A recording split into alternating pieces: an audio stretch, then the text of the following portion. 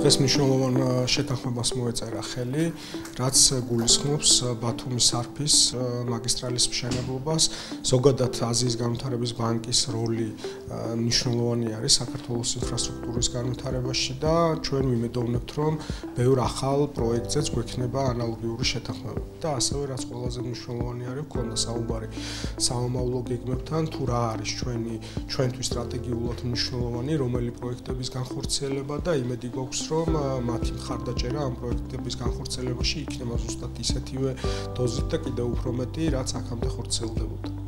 დღეს საქართველოსა და აზიის განვითარების ბანკის შორის გაფორმდა სასესხო ხელშეკრულება, რომელიც მოიცავს 300 მილიონ ევროზე მეტი დაფინანსების გამოყოფას საქართველოსთვის. აღნიშნული თანხა მოხმარდება აღმოსავლეთ-დასავლეთ ჩქაროსნული მაგისტრალის უკვე ბოლო მონაკვეთის, ბათუმის სარფის მონაკვეთის მშენებლობას, რომელიც უახლოეს პერიოდში დაიწყება. აზიის განვითარების ბანკი არის წამყვანი საფინანსო ინსტიტუტი საქართველოში, რომელსაც $5 მილიარდზე მეტი აქვს ინვესტირებული და $1.6 მილიარდზე მეტი მიმდინარე პროექტები აქვს.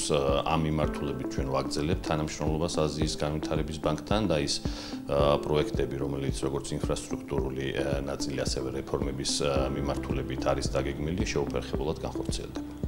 ADB is very pleased to have been supporting Georgia's road strategy for the past decade, and this project, the Batumi Sarpi Road, is a very tangible result of that partnership, or will be when it is built. And this is the last mile of connectivity for the East-West Highway connecting Georgia to Turkey, and we do expect this to help cement Georgia's position as the preferred route for trade and logistics in the region, and also bringing economic benefits and opportunities to the people of Georgia.